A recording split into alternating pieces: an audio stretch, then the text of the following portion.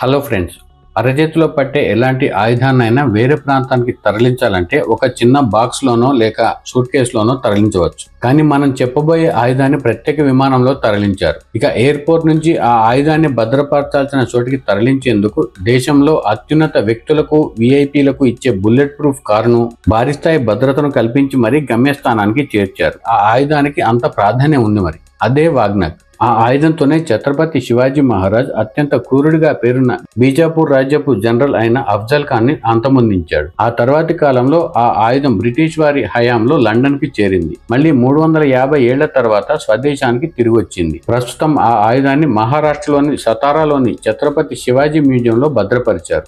ఈ వీడియోలో ఛత్రపతి శివాజీ మహారాజ్ వాడిన ఆ ఆయుధానికి ఉన్న ప్రత్యేకతలు ఏంటి, అఫ్జల్ ఖాన్ పై శివాజీ మహారాజ్ ప్రతీకారం ఎలా తీర్చుకున్నారు, అంత వ్యూహాత్మకంగా అఫ్జల్ ఖాన్ ని ఎందుకు చంపాల్సి వచ్చింది, భార్యల సమాధుల పక్కన అఫ్జల్ ఖాన్ సమాధి ఎందుకు లేదు అనే అంశాలను తెలుసుకుందాం. ఫ్రెండ్స్, ఈ వీడియో అర్థం కావాలంటే ఎక్కడా స్కిప్ చేయకుండా మొత్తం చూడండి. వీడియో నచ్చితే లైక్ చేయండి, సబ్స్క్రైబ్ చేయడం మర్చిపోవద్దు. ఇక అసలు విషయానికి వస్తే ఛత్రపతి శివాజీ మహారాజు గురించి ప్రత్యేక పరిచయం అవసరం లేదు. చిన్నతనం నుంచి వీరత్వమే ఉగ్గుపాలుగా తాగి పెరిగిన వ్యక్తి. అందులోనూ యుద్ధ కళల్లో, వ్యూహాల్లో నిపుణుడు, నేర్పరి కూడా. ఎత్తుకు పై ఎత్తులు వేయడంలో దిట్ట. ప్రత్యర్థుల బలం ఏంటో తెలుసుకోవడంతో పాటు ప్రత్యర్థుల రాజ్యంలో ఏం జరుగుతుందో తెలుసుకుని ఆ రాజ్య ప్రజల ఆకాంక్షలు నెరవేర్చే యోధుడిగా కూడా పేరు తెచ్చుకున్నారు. ఇక అఫ్జల్ ఖాన్ విషయానికి వస్తే అత్యంత క్రూరుడిగా పేరు తెచ్చుకున్న బీజాపూర్ జనరల్ అని చెప్పవచ్చు. ఆయనను క్రూరుడు అని ఎందుకు అంటారు అనేది సంక్షిప్తంగా తెలుసుకుందాం. అఫ్జల్ ఖాన్ అసలు పేరు అబ్దుల్లా భటారి. పొడుగ్గా, బలంగా ఉండేవాడు. ఈయన బీజాపూర్ ని పాలించిన ఆదిల్ షాహీ రాజవంశంలో 2వ ఇబ్రహీం ఆదిల్ షా హయాంలో జనరల్ గా పనిచేశాడు. ఆ పదవిలోకి వచ్చేందుకు కూడా ఎంతో మందిని చంపించాడని చెప్తారు. విజయనగర సామ్రాజ్య పతనం తర్వాత ఆ రాజ్యాన్ని నాయక వంశ హయాంలో కెంగే నాయక లేదా కెంగ్ నాయకులు పాలించారు. అయితే ఆదిల్ షా వంశానికి చెందిన 2వ ఇబ్రహీం ఆదిల్ షా పలువురు చిన్న రాజులను సామంతులుగా చేసుకుని దక్కను సామ్రాజ్యంలో కొంత భాగాన్ని, బీదర్ ప్రాంతాన్ని ఆక్రమించారు. ఇక 2వ ఇబ్రహీం ఆదిల్ షా సైన్యంలో ఉన్న అఫ్జల్ ఖాన్ అప్పటికే జనరల్ స్థాయికి ఎదిగాడు. క్రూరత్వం, కుట్రలే ప్రధానంగా ఎదిగాడని కూడా ఆరోపణలున్నాయి.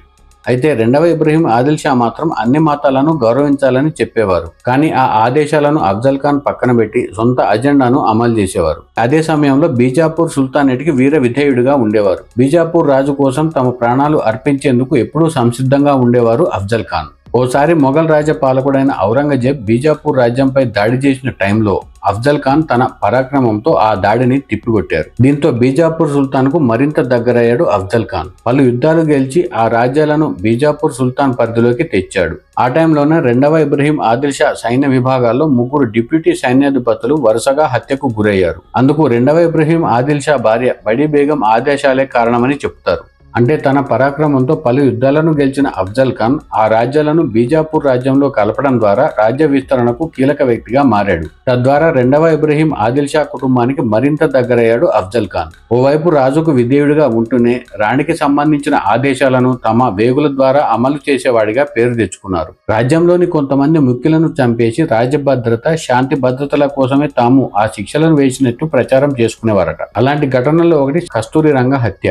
చిన్న రాజ్యమైన సిరాక్ను స్వాధీనం చేసుకునేందుకు 2వ ఇబ్రహీం ఆదిల్ షా యుద్ధానికి సిద్ధపడతాడు. అయితే అంత పెద్ద సైన్యంతో తలబడే బదులు ఆయనతో ఒప్పందం చేసుకునేందుకు సిరాక్ పాలకులు మొగ్గు చూపుతారు. అందులో భాగంగా సిరాక్ కమాండర్ గా ఉన్న కస్తూరి రంగ సిరాకోట్ బయటే అఫ్జల్ ఖాన్ వద్దకు వచ్చి చర్చలు జరుపుతుండగానే అఫ్జల్ ఖాన్ అతడిని చంపేస్తాడు. అంతేకాకుండా సిరాకోట్ సైన్యాన్ని దారుణంగా చంపేయడంతో పాటు కోటను స్వాధీనం చేసుకుంటాడు. ఆ తర్వాతి కాలంలో కెంగే నాయకులపై, మైసూర్ కోటపై యుద్ధాన్ని ప్రకటిస్తాడు. వారు బీజాపూర్ రాజ్యంతో సంధి చేసుకునే క్రమంలో పరిహారంగా బలవంతపు బహుమానాలు వసూలు చేసేవారని కూడా పేరుంది. ఇక బీజాపూర్ రాజ్యంలో అఫ్జల్ ఖాన్ కు రెండౌలా ఖాన్ కూడా తోడు కావడంతో బీజాపూర్ రాజ్యంలో అఫ్జల్ ఖాన్ కు తిరుగు లేకుండా పోయింది. 2వ ఇబ్రహీం ఆదిల్ షాకు ఆ విషయాలు ఎంతవరకు తెలుసు అనేది కూడా చెప్పలేం. కానీ 70,000 మందితో బీజాపూర్ సైన్యాన్ని సిద్ధం చేసి చుట్టుపక్కల రాజ్యాలపై యుద్ధాలు ప్రకటించి వాటిని స్వాధీనం చేసుకుంటాడు అఫ్జల్ ఖాన్.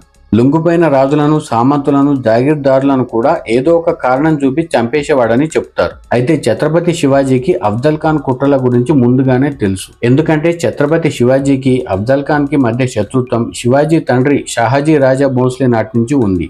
షాహాజీ రాజా భోంస్లే బీజాపూర్ సుల్తానేట్ సైన్యంలో కొన్నాళ్లు పనిచేశారు. ఆయన తండ్రి అంటే శివాజీ గారి తాత మాలోజీ భోంస్లే పూణే ప్రాంతంలో కొన్ని గ్రామాలకు జాగీర్దారుగా ఉండేవారు. ఆ క్రమంలోనే షాహాజీ భోంస్లే గారికి పలువురు రాజులతో పరిచయాలు అయ్యాయి. వారితో కలిసి పనిచేసేవారు. కొన్ని ఘటనల కారణంగా షాహజీ భోంస్లే గారు మొఘల్స్తో అహ్మద్నగర్ సుల్తానేట్తో విభేదించారు. బీజాపూర్ సుల్తానేట్ ఆహ్వానం మేరకు ఆ సైన్యంలో చేరారు షాహజీ భోంస్లే. అయితే బీజాపూర్ సుల్తానేట్లో షాహజీ భోంస్లేకి ప్రాధాన్యం ఇవ్వడం ఆ రాజ్యంలోనే చాలా మందికి నచ్చలేదు. చాలా మంది సహించలేకపోయారు కూడా. ఆ క్రమంలోనే షాహజీ అత్తమామలు ఓ రోజు దారుణ హత్యకు గురయ్యారు. అలా బీజాపూర్ రాజ్యంలో రెండవ ఇబ్రహీం ఆదిల్ షాకి తెలియకుండా కొన్ని అకృత్యాలు జరిగేవి. తమను ఏ మతం వారు వ్యతిరేకించినా రాజద్రోహ కింద శిక్షించేవారు అఫ్జల్ ఖాన్. ఇలాంటి ఘటనలపై షాహజీ భోంస్లే అసంతృప్తిగా ఉండేవారు. కొన్నాళ్ల తర్వాత తన ఆదేశాలను ధిక్కరించినందుకు లఖుజీ జాదౌరవ్ అనే మరాఠా యోధుడిని హత్య చేయిస్తాడు అఫ్జల్ ఖాన్. అది నచ్చని షాహజీ భోంస్లే రెండవ ఇబ్రహీం ఆదిల్ షాతో చర్చించేందుకు వెళ్లి విఫలం కావడంతో పాటు అవమానానికి కూడా గురవుతాడు. కొన్నాళ్ల తర్వాత తిరుగుబావుట ఎగరవేసి స్వతంత్ర మరాఠా సామ్రాజ్యానికి నాంది పలుకుతాడు. అప్పటి నుంచి అఫ్జల్ ఖాన్ షాహజీ భోంస్లే గారిపై రగిలిపోయేవాడు. ఆ తర్వాతి కాలంలో కనకగిరి యుద్ధంలో షాహజీ కుమారుడైన సంభాజీని అంటే శివాజీ మహారాజ్ అన్నను చంపేస్తాడు అఫ్జల్ ఖాన్. ఆ తర్వాత కూడా రాజ్యాకాంక్షతో జరిగిన యుద్ధాలు, కుట్రలు ఇలా అనేక అంశాల కారణంగా షాహజీ భోంస్లే పలు ఇబ్బందులను ఎదుర్కొంటాడు. ఓ సందర్భంలో రెండవ ఇబ్రహీం ఆదిల్ షా, మొఘల్స్ ఇద్దరూ కలిసి షాహజీని పదవీచ్యుడిని చేస్తారు కూడా. ఆ తర్వాత మళ్లీ షాహజీ రాజ్యాన్ని చేజిక్కించుకుంటాడు. అయితే ఇవన్నీ తన చిన్నతనం నుంచి చూస్తాడు శివాజీ మహారాజ్. ఇక శివాజీ మహారాజ్ రాజ్యాధికారం చేపట్టాక కూడా రెండవ ఇబ్రహీం ఆదిల్ షా మరాఠా రాజ్యాన్ని ఆక్రమించుకునేందుకు పలు ప్రయత్నాలు చేస్తాడు. అయితే తన అన్నను, అమ్మమ్మ, తాతను చంపిన వారిపై పగ తీర్చుకోవడంతో పాటు తన తండ్రిని ఇబ్బందులకు గురి చేసిన అఫ్జల్ ఖాన్ పై కోపంతో రగిలిపోయేవాడు శివాజీ మహారాజ్. ఇక బీజాపూర్ సుల్తానేట్ పరిధిలోని పలు దేవాలయాలను అఫ్జల్ ఖాన్ ధ్వంసం చేసేవాడు. అదే సమయంలో మరాఠా సామ్రాజ్యంపై రెండవ ఇబ్రహీం ఆదిల్ షా కన్ను పడుతుంది. కానీ శివాజీ మహారాజ్ పాలనా దక్షుడిగా ఉండటంతో పాటు పరాక్రమవంతుడిగా పేరు తెచ్చుకున్నాడు. అయితే అఫ్జల్ ఖాన్ ఎలాగైనా మరాఠా రాజ్యాన్ని స్వాధీనం చేసుకునేందుకు రకరకాలుగా ప్రయత్నాలు చేస్తాడు. శివాజీ సైన్యంలో కీలక స్థానాల్లో ఉన్న ముస్లింలను తమ వైపు తిప్పుకోవాలని చూస్తాడు. శివాజీ నౌకాదళ అధిపతి సిద్ది సంబాల్ని కూడా తమ వైపు తిప్పుకోవాలని వేగుల ద్వారా ప్రయత్నిస్తాడు. అయితే అన్ని మతాల వారికి శివాజీ మహారాజ్ ఇచ్చే గౌరవం చూసిన వారెవరూ శివాజీ మహారాజ్కి ద్రోహం చేయాలని అనుకోరని వారు చెప్పడంతో పాటు ఇంకోసారి ఇలాంటి ప్రయత్నాలు చేయవద్దని హెచ్చరించి పంపించేస్తారు. దీంతో తన కుట్రలు ఇక పని చేయవని అఫ్జల్ ఖాన్ కి అర్థమవుతుంది. దీంతో నేరుగా శివాజీతో తలబడితే కష్టమని ఎలాగైనా సరే దొంగ దెబ్బ తీయాలని ప్లాన్ వేస్తాడు అఫ్జల్ ఖాన్. రెండవ ఇబ్రహీం ఆదిల్ షా కూడా మరాఠా సామ్రాజ్యాన్ని స్వాధీనం చేసుకునేందుకు మొఘల్స్ తోనూ పరోక్షంగా చర్చలు జరిపినట్టు చెప్తారు. అప్పట్లో ఈస్ట్ ఇండియా కంపెనీకి చెందిన హెన్రీ రెవింగ్టన్ రాసిన లేఖ కూడా ఇక్కడ ప్రస్తావించవచ్చు. ఆ లేఖ ప్రకారం రెండవ ఇబ్రహీం ఆదిల్ షా మహారాణి ఓసారి అఫ్జల్ ఖాన్ తో మాట్లాడుతూ శివాజీని పట్టుకునేవారు ఎవరైనా ఉన్నారా అని పౌరుషమైన మాటలు మాట్లాడారట. దీంతో తాను శివాజీ మహారాజుని ఎలుకబోనులో బంధించి తెస్తానని అఫ్జల్ ఖాన్ ఆమెకు బదులిస్తాడు. ఆ తర్వాత కొన్నాళ్లకు అంటే 1659 ఏప్రిల్లో బీజాపూర్ నుంచి మరాఠా రాజ్యంపై దండెత్తేందుకు 10,000 మంది సైనికులతో రెడీ అవుతాడు అఫ్జల్ ఖాన్. అయితే శివాజీ మహారాజ్ రాజ్యంపై దండెత్తాలంటే సైన్యం మాత్రమే సరిపోదని, వ్యూహాలు, టైం కూడా చూసుకోవాలని రాజ్యంలోని పెద్దలు చెప్పడంతో కొన్నాళ్లు ఆగుతాడు. అప్పటికే అఫ్జల్ ఖాన్ పై బీజాపూర్ రాజ్యంలోనే వ్యతిరేకత మొదలవుతుంది. అఫ్జల్ ఖాన్ జాతకాలు ఎక్కువగా నమ్మేవాడు. అందుకోసం కొన్నిసార్లు బలి ఇచ్చేవాడని కూడా చెప్తారు. ఇక తాను యుద్ధానికి వెళ్లి ఒకవేళ ఆ యుద్ధంలో ఓడిపోతే తన భార్యలు వేరే వారి సొంతం అవుతారనే ఉద్దేశంతో వారిని రాజ్యంలోని ఓ బావిలో పడేసి చంపించేవారట. ఆ తర్వాత వారిని బయటకు తీసి సమాధి చేయించేవారు. ఆయనకు ఎంతమంది భార్యలు అనేది ఎవరికీ తెలీదు. ఇక శివాజీ మహారాజ్ పై యుద్ధానికి వెళ్లే సమయానికి దాదాపు 63 మంది భార్యలను అఫ్జల్ ఖాన్ చంపించేశాడని చెప్తారు. 64వ భార్య ఖదీజా బీవి పారిపోయి రాజ్యంలో తలదాచుకున్నా వెతికి పట్టుకుని హింసించి చంపించారట. అందుకు చారిత్రక సాక్ష్యాలు కూడా ఉన్నాయి. బీజాపూర్లోని అల్మిన్ మెడికల్ కాలేజ్ సమీపంలో ఓ పాత భవనం మధ్యలో ఓ వేదికపై 7 వరుసలో సమాధులు ఉన్నాయి. వాటిని 60 సమాధులని, సౌత్ కబ్రస్థాన్ అంటే దక్షిణ శ్మశానం అని పిలుస్తారని చరిత్రకారుడు, పరిశోధకుడిగా పేరున్న అహ్మద్ అన్సుర్ రహ్మాన్, చరిత్ర పరిశోధకురాలు లక్ష్మీ శరత్ రాసిన పుస్తకాలు చెప్తున్నాయి. అయితే ఈ భార్యలో కొందరు గర్భిణులుగా ఉన్నప్పటికీ కూడా వారిని చంపేశారని చెప్తారు. కారణం ఏదైనా కావచ్చు. అఫ్జల్ ఖాన్ యుద్ధానికి వెళ్తున్నాడు అంటే ముందుగానే భార్యలను చంపించేవాడట. ఈ విషయం బీజాపూర్ రాజ్యంతో పాటు అటు మొఘల్ రాజ్యంలో ఇటు మరాఠా రాజ్యంలో చాలా మందికి తెలుసు. ఇక శివాజీ మహారాజ్ అఫ్జల్ ఖాన్ మధ్య యుద్ధం ఎలా జరిగిందనే విషయానికి వస్తే, అఫ్జల్ ఖాన్ మరాఠా రాజ్యంతో యుద్ధానికి వెళ్లే ముందు జాతకం చూపించుకున్నాడు. ఆ జాతకం ప్రకారం ఆ యుద్ధానికి వెళ్తే ప్రాణాలు పోతాయని చెప్పారట. అయితే వాటిని పట్టించుకోకుండా తానే శివాజీని చంపుతానని చెప్పి యుద్ధానికి బయలుదేరుతాడు అఫ్జల్ ఖాన్. బీజాపూర్ నుంచి పూణే మార్గంలో కనిపించిన హిందూ దేవాలయాలను ధ్వంసం చేస్తాడు. శివాజీ మహారాజ్ కుటుంబం ఎంతో పవిత్రంగా భావించే తుల్జాపూర్లోని భవానీ అమ్మవారి ఆలయాన్ని, పండర్పూర్లోని విఠోబా ఆలయంతో పాటు మరో ఆలయాన్ని అఫ్జల్ ఖాన్ ధ్వంసం చేస్తాడు. అప్పటికే ఎన్నో ఆకృత్యాలు చేసిన అఫ్జల్ ఖాన్ గురించి, అఫ్జల్ ఖాన్ చర్యలు ప్రతిచర్యల గురించి శివాజీకి బాగా తెలుసు. ఆ టైంలోనే బీజాపూర్ మహారాణి గారు మరాఠా రాజ్యంతో స్నేహాన్ని కోరుకుంటున్నారన్న సందేశం రాయబారుల ద్వారా వస్తుంది. ఆ సందేశం వెనుక కుట్ర ఉందని ముందుగానే అనుమానిస్తాడు శివాజీ మహారాజ్. దీంతో తాను కూడా 60,000 మంది సైన్యంతో యుద్ధానికి సంసిద్ధంగా ఉంటాడు. ఇక అఫ్జల్ ఖాన్ బీజాపూర్ నుంచి పూణే వరకు వచ్చేస్తాడు. అఫ్జల్ ఖాన్ సైన్యంతో వచ్చిన విషయం తెలుసుకున్న ఛత్రపతి శివాజీ తాను పూణే నుంచి జావళికి వెళ్తారు. అది ప్రస్తుతం ప్రతాప్గఢ్ కోటకు దిగువ భాగంలో ఉంటుంది. శివాజీ మహారాజ్ జావళి ప్రాంతానికి చేరుకునేలోగా అఫ్జల్ ఖాన్ శివాజీకి కృష్ణజీ భాస్కర్జీ కులకర్ణి అనే దూత ద్వారా మరో సందేశాన్ని పంపిస్తాడు. మీ నాన్న మాకు ఎంతో మంచి స్నేహితుడు. నేను రాజుకు చెప్పి దక్షిణ కొంకణ్లో నీకు భూమి, ఆస్తులు ఇప్పిస్తాను. నేను స్వాధీనం చేసుకున్న కోటలను తిరిగి ఇప్పిస్తాను అని అఫ్జల్ ఖాన్ సందేశం అని చెప్తాడు కృష్ణజీ భాస్కర్జీ. అయితే రాజ్యకి వచ్చిన రాజులను కూడా చంపేసే వ్యక్తిత్వం ఉన్న అఫ్జల్ ఖాన్ స్వయంగా 2 సార్లు తనకు సందేశం పంపిస్తున్నాడంటే పెద్ద కుట్ర చేస్తున్నాడని శివాజీ మహారాజ్ గ్రహిస్తాడు. దూతగా వచ్చిన కృష్ణాజీకి అతిథి మర్యాదలు, సత్కారాలు చేసిన శివాజీ మహారాజ్ అతన్ని మాటల్లో పెట్టి ప్లాన్ ఏంటో తెలుసుకుంటాడు. అయితే కృష్ణాజీ మాటలను బట్టి ఛత్రపతి శివాజీని చర్చల పేరుతో పిలిచి అక్కడే చంపాలని అఫ్జల్ ఖాన్ కుట్ర పడినట్టు అర్థమవుతుంది. అయితే అఫ్జల్ ఖాన్ దూతలను కూడా పూర్తిగా నమ్మేవాడు కాదని శివాజీ మహారాజ్కి తెలుసు. దూతలపై ఏమాత్రం అనుమానం వచ్చినా అఫ్జల్ ఖాన్ వారి తలను నరికేస్తాడు.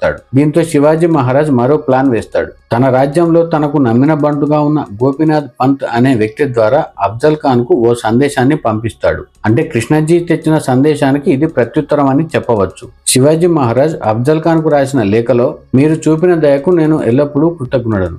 మీరు జావళికి వచ్చి ఇక్కడి అడవి వైభవాన్ని చూడండి. దీనివల్ల నా పట్ల మీకున్న సందేహాలు తొలగిపోతాయి. నా గౌరవం కూడా పెరుగుతుంది. నా కత్తిని కూడా మీకు బహుమతిగా ఇస్తాను అని చెప్తాడు శివాజీ.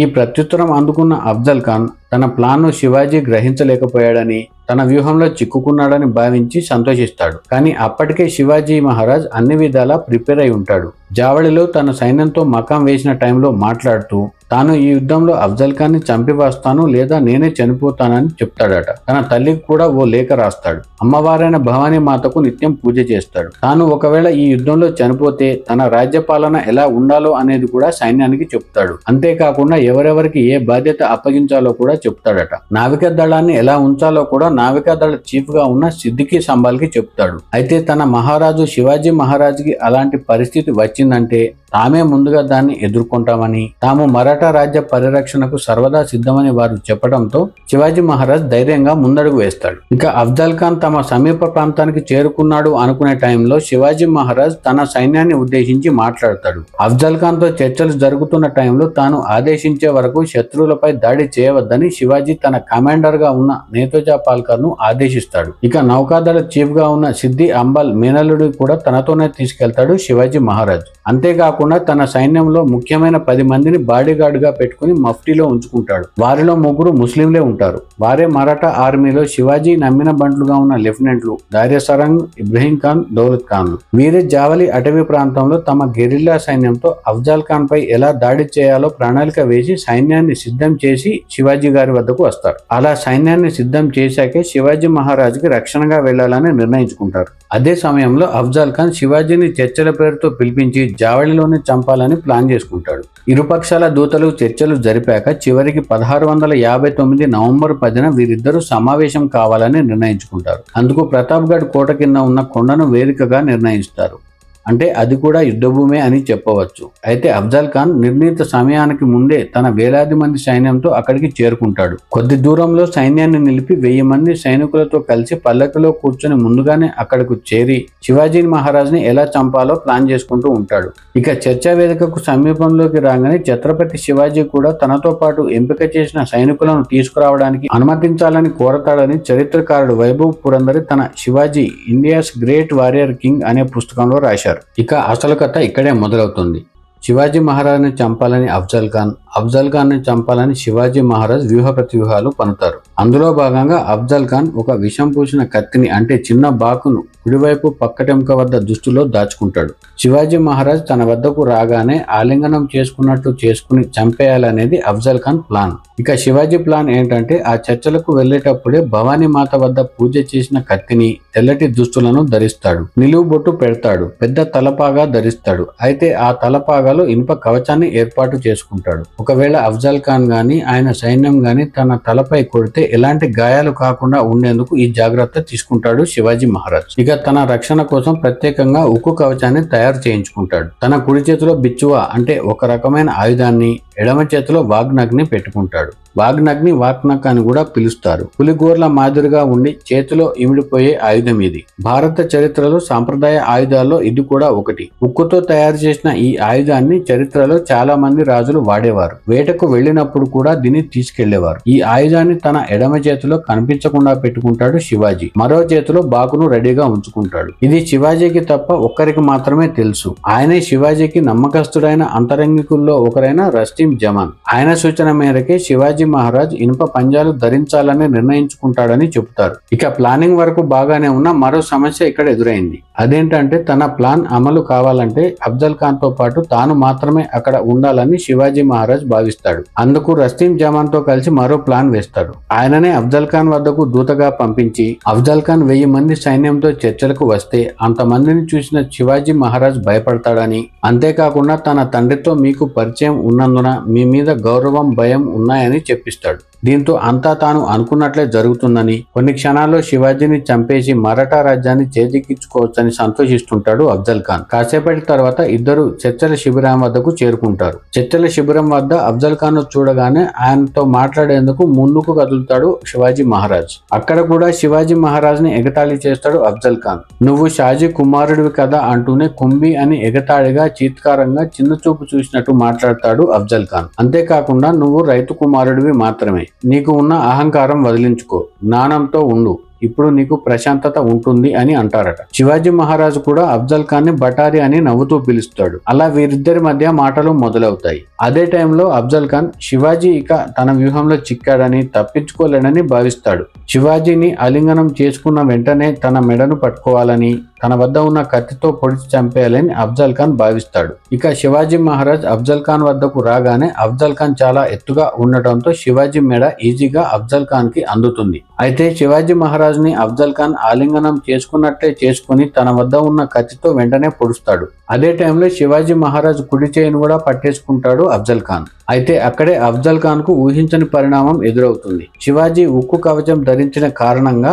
ఆ కత్తి లోపలికి దిగలేదు. ఈలోగానే అలర్ట్ అయిన శివాజీ మహారాజ్ కన్ను మూసి తెరిచేలోగా తన ఎడమ చేతిలో ఉన్న వాగ్నక్ ని అఫ్జల్ ఖాన్ కడుపులో గుచ్చేస్తాడు. ఆ వాగ్నక్ చూసేందుకు ఎలా ఉందంటే పులిగోర్లలా బయటకు కనిపించిన లోపల చిన్న పదునైన బ్లేడ్లు 5 వరుసల్లో ఉన్నాయి. దాన్ని తయారు చేయించింది కూడా శివాజీ నౌకాదళ అధిపతిగా ఉన్న సిద్ధి సంబాల్ కి సమీప బంధువే. అత్యంత రహస్యంగా ఈ బాకును, వాగ్నక్ ను ప్రత్యేకంగా తయారు చేయించారట. ఇక శివాజీ మహారాజ్ అఫ్జల్ ఖాన్ పై వాగ్నక్ తో దాడి చేయగానే అఫ్జల్ ఖాన్ అరవటం మొదలు పెడతాడు. ఆ అరుపులు విన్న అఫ్జల్ ఖాన్ 10 మంది బాడీగార్డులు, నమ్మకస్తులు శివాజీ మహారాజ్ పై దాడికి యత్నిస్తారు. అందులో అఫ్జల్ ఖాన్ నమ్మకస్తులైన అబ్దుల్ సయ్యద్, బడా సయ్యద్, అఫ్జల్ ఖాన్ మేనల్లుడు రహీం ఖాన్, పహల్వాన్ ఖాన్ తదితరులు ఉన్నారు. వీరంతా శివాజీ మహారాజ్ పై దాడి చేసేందుకు ముందుకు వస్తుంటే అప్పటికే అక్కడ శివాజీ అంతరంగికులైన పిలాజీ, శంకర్జీ, శంభాజీ కవాజీ, తాతాజీ ఇంగలే, కొండాజీ కాంక్, ఏషాజీ కాంక్, కృష్ణాజీ గైక్వాడ్, సూర్యాజీ కాకడే, జీవా మహాలా, విశాజీ మురుంబక్, కార్వార్,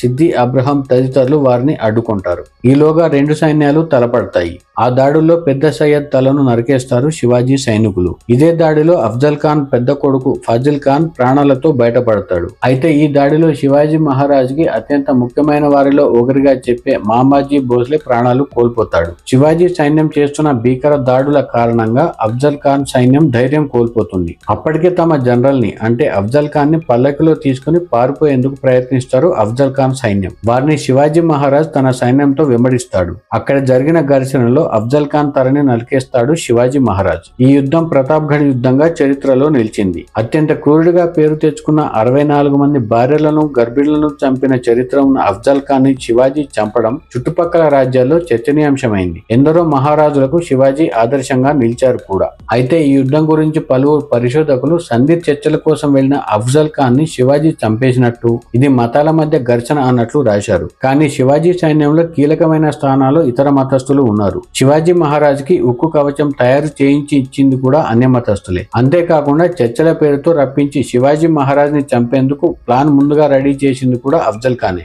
ఇక శివాజీని తన మనుషులతో మాత్రమే రమ్మన్న అఫ్జల్ ఖాన్ మాత్రం దాదాపు 10,000 మంది అశ్విక దళాన్ని, 30,000 మంది పదాతి దళాన్ని సిద్ధం చేసి యుద్ధానికి రెడీ అవుతాడు. ఎవరు ఎటువైపు నుంచి మరాఠా సైన్యంపై దాడి చేయాలో కూడా ముందుగానే ప్రణాళిక ఇచ్చి వస్తాడు. వాటన్నిటినీ తన వ్యూహంతో ఎదుర్కొన్న శివాజీ మహారాజ్ అఫ్జల్ ఖాన్ ని అంతమొందించాడు. ఇక అఫ్జల్ ఖాన్ ని చంపేసిన తర్వాత ఆయన తలను తీసుకెళ్లిన శివాజీ మహారాజ్ తన కోటలో భవానీ మాత ఎదురుగా, తన తల్లి ఎదురుగా దాన్ని ఉంచి నమస్కారం చేస్తాడు. ఆ తర్వాత దాన్ని అక్కడికి సమీపంలోని కొండపైకి తీసుకెళ్తారు. ఆయన మృతదేహాన్ని కూడా అక్కడికి తీసుకెళ్లి గౌరవప్రదంగా అఫ్జల్ ఖాన్ వర్గ సాంప్రదాయ ప్రకారం ఖననం చేసి సమాధి కట్టిస్తారు. ఇప్పటికీ ఆ సమాధి ప్రతాప్గఢ్ కి సమీపంలో చారిత్రక సాక్ష్యంగా ఉంది. ఇక జనరల్ అఫ్జల్ ఖాన్ చనిపోయాడన్న సమాచారాన్ని తన రాజుకు ఇస్తారు శివాజీ మహారాజ్ సైన్యం. ఆ తర్వాతి కాలంలో శివాజీ మహారాజ్ దాడుల కారణంగా బీజాపూర్ సామ్రాజ్యం కొంత బలహీనమైంది. ఆ తర్వాత మొఘల్స్ ఆ రాజ్యంపై ఆధిపత్యం సాధించారు. ఇక 1686లో ఔరంగజేబ్ జరిపిన యుద్ధంలో బీజాపూర్ సామ్రాజ్యం మొఘల్స్ చేతికి వచ్చింది. ఆ తర్వాతి కాలంలో ఈస్ట్ ఇండియా, డచ్, బ్రిటిష్ వారి రాక తర్వాత బ్రిటిష్ వారు దేశంలోని పలు ప్రాంతాలను స్వాధీనం చేసుకున్నారు. మరాఠా రాజ్యం కూడా వారి ఆధిపత్యంలోకి వచ్చింది. ఆ క్రమంలోనే 1818లో ఈస్ట్ ఇండియా కంపెనీ అధికారి జేమ్స్ గ్రాట్ దప్ ద్వారా వాగ్నక్ లండన్ కి చేరుకుందని చెప్తారు. అయితే ఈ అంశంపై మరో వాదన కూడా ఉంది. అదే సమయంలో బ్రిటిష్ వారికి పేష్వా ప్రధాని దీన్ని అప్పగించాడని కూడా చెప్తారు. కారణం ఏదైనా శివాజీ మహారాజ్ వాడిన ఆయుధం లండన్ కి చేరింది. దాదాపు 350 ఏళ్ల తర్వాత మళ్లీ ఇండియాకు వచ్చింది. ఇక అఫ్జల్ ఖాన్ కు సంబంధించి 1891 నుంచి 1910 వరకు archaeological survey of India west division superintendent గా చేసిన హెన్రీ కౌన్సెన్ అప్పట్లో బ్రిటిష్ ప్రభుత్వానికి ఓ నివేదిక ఇచ్చారు. శివాజీ మహారాజ్ పై యుద్ధానికి వెళ్తున్న టైంలో జ్యోతిష్యుల మాటలు నమ్మిన అఫ్జల్ ఖాన్ తన 63 మంది భార్యలను చంపేశాడని చెప్పారు. 64వ భార్య తప్పించుకుని పారిపోతే ఆమెను వెతికి మరీ చంపించాడని కూడా చెప్పారు. అప్పటికే ఆయన పేరుతోనే నిర్మించుకున్న ఓ ఆధ్యాత్మిక కేంద్రంలో పై అంతస్తును కేవలం భార్యల సమాధుల కోసమే కేటాయించారని చెప్పడం కూడా సంచలనంగా మారింది. ఇక్కడ మొత్తం 7 వరుసలు ఉంటాయి. అందులో 4 వరుసల్లో ఒక్కో వరుసకు 11 సమాధుల చొప్పున, 5వ వరుసలో 5 సమాధులు, 6, 7 వరుసలో 7 సమాధుల చొప్పున ఉన్నాయని మరో చరిత్రకారుడు జాదునాథ్ సర్కార్ రాసిన పుస్తకంలో పేర్కొన్నారు. మొత్తం మీద శివాజీ మహారాజ్ అఫ్జల్ ఖాన్ ను చంపడం ఆనాటి పరిస్థితుల్లో సంచలనమే అని చెప్పవచ్చు. ఇవి శివాజీ మహారాజ్ అఫ్జల్ ఖాన్ల మధ్య జరిగిన యుద్ధానికి సంబంధించిన అంశాలు.